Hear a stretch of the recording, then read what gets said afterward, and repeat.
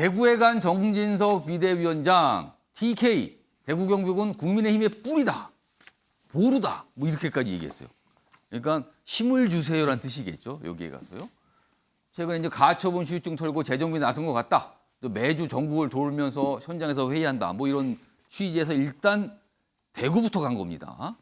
그런데요, 여기에서 기자들로부터 질문을 받았는데 유승민 전 의원 최근에 당권 도전이 유력하다 이렇게 나오는 분이잖아요. 근데 그 질문을 받곤 품위 지키세요 이런 얘기를 꺼냅니다. 그럼요. 이와 관련된 영상도 준비되어 있는데요. 먼저 확인해 보겠습니다.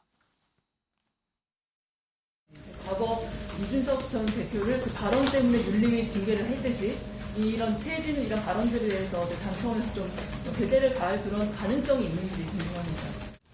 유승민 전 의원이 무소속으로 있을 때 제가 입당을 시켰거든요. 그래서 제가 욕도 되게 많이 얻어먹었던 기억이 나는데 유승민 의원도 어쨌든 국민의힘의 당원이라면 당원으로서 지켜야 될 품위를 좀 지켜주셨으면 좋겠다. 늘 우리가 어려울 때 대구 경북은 저희를 버리지 않았습니다. 저희 당의 뿌리는 박정희 대통령입니다. 우리가 내민 손을 한 번도 뿌리치지 않았던 분들입니다. 저는 대구 경북 주민들이야말로 이 지역의 당원 동지 여러분들이야말로 우리에게 남겨진 마지막 12척의 배라고 생각합니다. 자, 김상일 전 특보. 자, 대구에 가서 대구에 호소를 했어요. 힘을 달라는 거겠죠, 한마디로? 그렇죠. 항상 우리를 지켜줬던 곳이다. 네.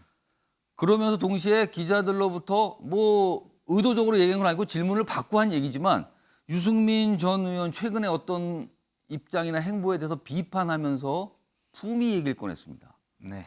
근데 유승민 전 의원은 요즘에 다음 전당대회 출마해서 당대표 조전할 거다. 이게 사실상 기정사실화 됐습니다. 네. 자, 앞으로 유승민 전 의원, 국민의힘 내부에서 당권 도전 어떤 성과를 낼 수 있는 분위기입니까? 아니면 쉽지 않은 상황으로 가는 겁니까?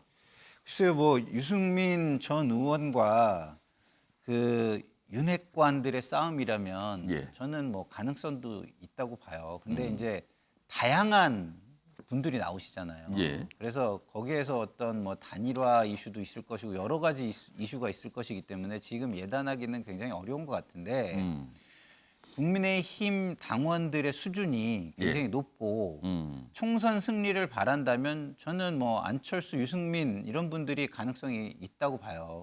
왜냐하면 중도를 끌어와야 되잖아요. 자기 뭐 패거리들 강화만으로 뭐 선거를 이길 수 있습니까? 그 불임 정당이 되는 것이죠. 그런 차원에서 보면 저는 뭐 유승민 의원에게도 저는 기회가 있다고 보여지고요. 또 하나 제가 좀 드리고 싶은 말씀은 정진석 비대위원장께서 품위 이야기를 하시잖아요. 예. 아니 저는 유승민 의원의 이야기가 어떤 품위가 없다는 건지 저는 모르겠어요. 아니 옳은 이야기, 쓴 소리 이거 하면 안 되나요? 아. 예? 그러니까 이게 뭐- 윤석열 대통령이나 당 상황에 대해서 비판적 입장을 냈다. 이 측면을 지적한 것 같죠. 그렇죠. 뭐 예. 욕을 하거나 이런 게 아니잖아요. 예? 그런데 비속어를 쓴 것도 아니고. 예.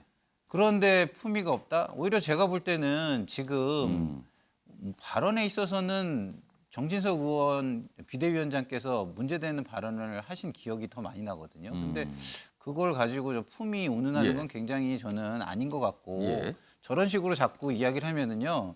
앞으로 어떤 일이 생기냐면 윤리위를 통해서 예. 정치적인 정적들을 숙청하는 것에 아주 많이 활용이 될 것 같은 아주 안 좋은 예감이 듭니다. 김종혁 전 비대위원 그다음에 장희찬 이사 유순서 질문 드릴게요. 김종혁 전 비대위원께.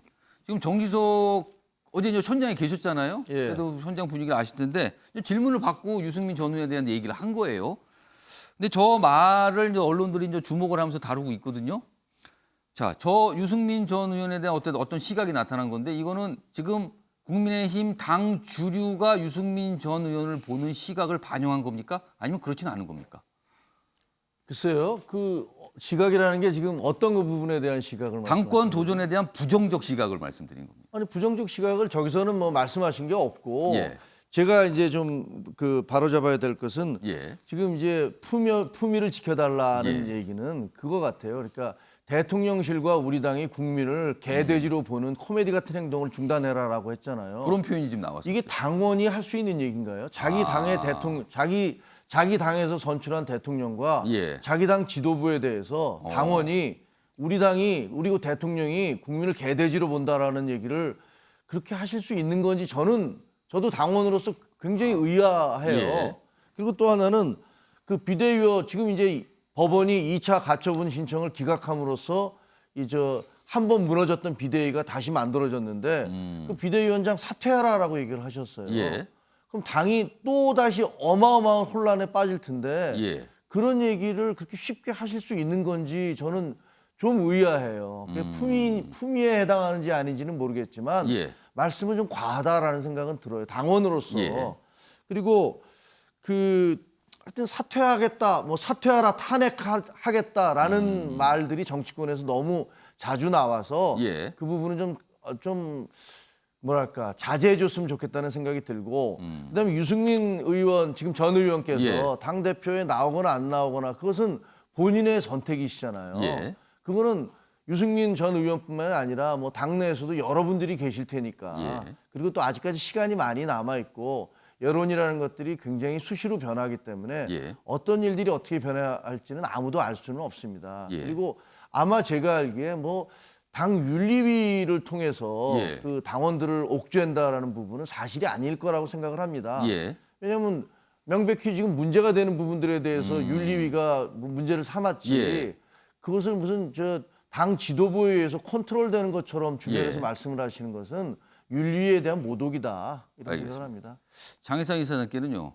지금 사실은 정진석 전 대표가 품위에 일거는 게 아까 말한 그런 약간 거친 표현들, 뭐 개, 돼지 이런 표현들에 대해서 생각을 하고 떠올렸다고 추정이 돼요. 근데 만약에 최근에 유승민 전 의원이 적극적으로 현안에 대한 목소리, 당내 문제에 목소리 내고 있거든요. 근데 또 한 번 예를 들어서 당 지도부나 대통령과 관련된 굉장히 강한 비판의 입장을 낸다면 또 한 번 윤리가 가동할 수 있습니까? 글쎄요. 일단은 많은 당원들이 격앙돼 있죠. 유승민 전 의원의 이 당 지도부나 정부가 위기만 보이면 여지없이 뒤에서 쓴소리가 아니라 민주당보다 더 아프게 후배 파고 비판하는 그 언행에 대해서. 그러나 윤리위가 어떻게 판단할지는 제가 예측이 안 됩니다. 예. 윤리위가 만약 당 지도부에 의해서 컨트롤되거나 예. 당 지도부와 소통이 되는 기구였다면 이준석 전 대표 1차 징계에서 6개월을 내렸겠습니까? 예. 최소한 이 당 대표 예정되어 있던 이 임기 이상의 징계를 그때 내렸겠죠. 근데 그렇지 않습니다. 그게 6개월 나오는 바람에 국민의힘이라는 정당이 얼마나 많은 어려움을 예. 겪으면서 이거 사고다, 거리다, 1차 비대위 가처분, 2차 비대위까지 갔습니까? 그러니까 이양희 위원장이 유엔에서도 굉장히 높은 직위에서 이 아동 인권 보호하는 예. 역할을 하셨던 분인데 당 지도부 입김 받고 소통되고 이런 분 아니고요. 그건 이양희 위원장의 커리어에 대한 예. 좀 결례인 것 같고 저는 다만 유승민 전 의원이 지금 여러 여론조사에서 약진하고 있는 건 예. 분명합니다. 아마 정부나 국민의힘에 대한 회초리일 것입니다. 예. 그러나 그럼에도 불구하고 여전히 국민의힘 지지층에서는 굉장한 고전을 면치 못하고 예. 있다는 거. 이 당에서 정치를 그렇게 오래 하셨는데 그 이유가 무엇일까에 대한 고민을 해야 될 것 같고 두 가지만 짧게 더 말씀드리고 싶습니다. 예. 이 회초리가 과연 전당대회에서 표로 연결될 것인가. 예. 지난 대선에서 광주 호남 지역에서 여론조사를 보면 많은 호남 지역 주민분들이 이재명 대표를 선택하지 않았거든요. 그런데 실제 대선 이후에 뚜껑을 열어보니까 예. 물론 국민의힘 윤석열 후보가 그 당시 후보가 다른 보수 후보들보다는 호남 지역에서 표를 많이 받았지만 예. 여전히 이재명 대표 쏠림 현상이 나타났어요. 그랬던 것처럼 지금 뭔가 국민의힘 지도부나 윤석열 정부에 경각심을 주기 위해서 여론조사로 회초리를 때리는 국민들이나 예. 또는 국민의힘 지지층들이 실제 전당대회에서 이 유승민 전 의원에게 국민의힘이라는 집권 여당의 운명을 맡길 것인가? 저는 그럴 가능성 대단히 낮다고 보고요. 예. 마지막으로는 제가 여론조사 회사에 오래 있었다 보니 예. 정치 여론조사에 대해서 한마디 하고 싶습니다. 방금 보여주신 저 넥스트 윅 리서치였나요? 예. 여심위의 등록이 안 된 조사를 계속해서 발표하고 있습니다. 정당 지지율이나 대통령 지지율에 대해서 같이 묻게 되면 예. 정치조사가 되면서 여론조사심의위원회에 등록을 하게 되고 이 여론조사 과정에 그렇습니까? 대해서 다 이 조사 결과는 등록이 안 되는 네, 검사를 겁니까? 받아야 되거든요. 예. 근데 이 넥스트 위크 리서치는 교모하게 이 정당과 국정 지지율 조사를 빼고 국민의힘 주요 정치인들 전당대회에 영향을 끼치는 조사만 함으로써 여심위의 규제를 회피하고 있어요. 이런 식의 꼼수 쓰는 여론조사는 예. 언론이 웬만하면 인용하면 안 되는 겁니다. 여론조사에 대한 지적을 해봤는데 일단 그렇게 말씀하세요. 등록이 안 된 여론조사라고. 그 말씀은 일단 저희가 참고해서 뭐 사실관계 좀 파악해 보겠습니다. 자, 김상일 전 특보께서 이제 발언 요청하셨는데 짧게 예, 드릴게요. 제가 말씀을 안 드릴 수가 없는 부분이 좀 있는데요. 예. 기본적으로 제가 민주당의 쓴소리를 좀 많이 하는 대표적인 사람이거든요. 조국 장관 때가 가장 심했고요. 예. 그러면 저는 민주당에서 뭐 제명돼야 돼요. 제명. 예? 그렇지 않습니까? 예? 여기 있는 분들이 저를 뭐 5년 전, 4년 전부터 봐오셨다면 그렇게 생각하실 거예요. 원래 힘이 없는 사람은 힘 있는 자에게 그 비판의 강도가 양해가 되는 겁니다. 양해가. 힘이 있기 때문에 그런 걸 쓰면 안 되는 예. 것이거든요. 그리고 비판 받아야 되는 것이거든요. 그게 하나가 있고요. 두 번째, 좀 전에 뭐 이양희 그 위원장에 대한 결례라는 말씀을 하셨는데 제가 정치권에서 한 20여 년 뭐 커튼 뒤에서 바라보면서 저 나름대로의 20년의 상황 속에서 제가 판단을 한 겁니다. 예. 제 판단이에요. 예, 예. 근데 이게 저는 이양희 위원장한테 제 판단이 결례라는 말에 대해서 저는 동의하기가 굉장히 어렵습니다. 그건 알겠습니다. 저의 판단일 뿐이에요. 알겠습니다. 그건 뭐 각각 입장입니다. 그 입장에 대한 설명을 해주신 거예요. 그리고 오늘은 나오신 네 분들이요, 뭐 여기가 어차피 보도를 통해서 여기 사실관계나 어떤 분석이 있으면 이거에 대한 의견을 주시는 자리입니다. 여기는요. 자, 갑자기 좀 치열해졌어요. 국민의힘 사항을 좀 몇 개 짚어봤는데 치열해졌습니다.